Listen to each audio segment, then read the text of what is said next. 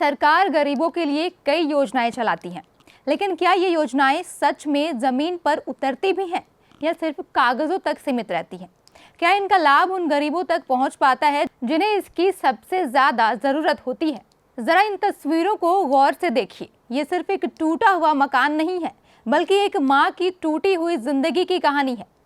3 मासूम छोटे छोटे बच्चे, सिर पर कच्ची और जर्जर छत, घर में गरीबी ऐसी कि कई बार चूल्हा तक नहीं जलता है।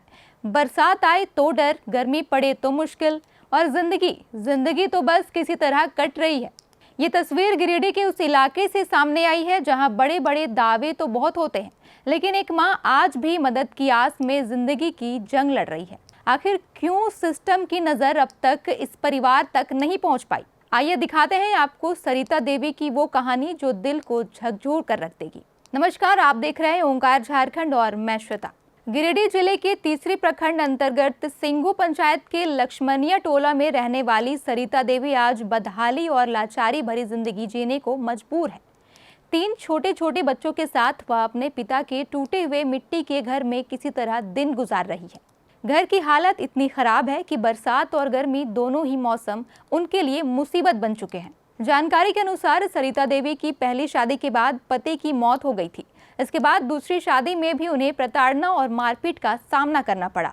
ससुराल पक्ष द्वारा घर से निकाल दिए जाने के बाद वह बच्चों के साथ मायके में रहने लगी, लेकिन यहाँ भी आर्थिक स्थिति बेहद खराब है।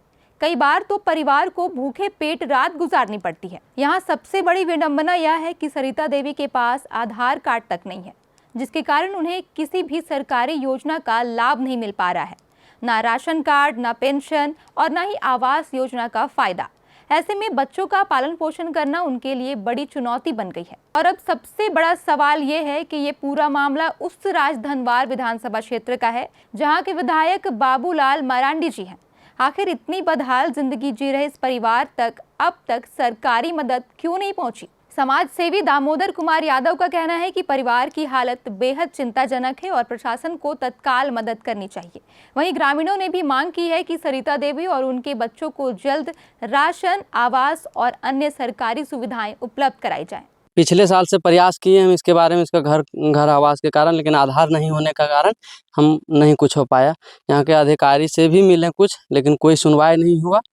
फिर हम स्टूडेंट हैं जो कि वो उतना सहयोग नहीं कर पाए जितना फ्री होके होना चाहिए। तो इसके बाद इसका पिछला साल हमने वीडियो बना के भी हम सोशल मीडिया पर ही डाला, अधिकारी से मिला, कुछ नहीं हुआ, तो भी आप लोग से संपर्क किया। गांव सिंघू पंचायत का गांव लक्ष्मणिया है। हमने इसको शुरू से, जब से हम लोग देख रहे हैं, इसका बाप मतलब वंशज में इसका बेटा नहीं था और सिंगल इसका जो बेटी है हाँ रह रही है, गुजर बसर अपना किसी तरह अपना जीवन काट रही है। इसका माँ बाप दोनों गुजर गए और बहुत स्थिति खराब में ये टूटा फूटा घर में रह रही है। और यहाँ के जितना भी हमारे स्थानीय मुखिया वगैरह को जो भी सूचना मिला, लेकिन आज तक इस पर विशेष पहल नहीं किया गया, देखा भी नहीं। पति इसका जो इधर शादी हुआ जोड़ा सिमर में, इसका पति गूंगा है और वहां से छोड़ दिए इसको, यहाँ पे अपना गुजारा कर रहे हैं। ग्रामीणों का कहना है कि अगर पंचायत स्तर पर समय रहते पहल होती तो शायद सरिता देवी का परिवार आज इतनी बदहाली में नहीं जी रहा होता। ऐसे में सवाल मुखिया, वार्ड प्रतिनिधि और प्रशासन तीनों की जवाबदेही पर खड़ा हो रहा है। सरिता देवी की इस बदहाल जिंदगी को देखने के बाद आपका सिस्टम पर क्या सवाल उठ रहा है? हमें कमेंट कर जरूर बताएं। नमस्कार।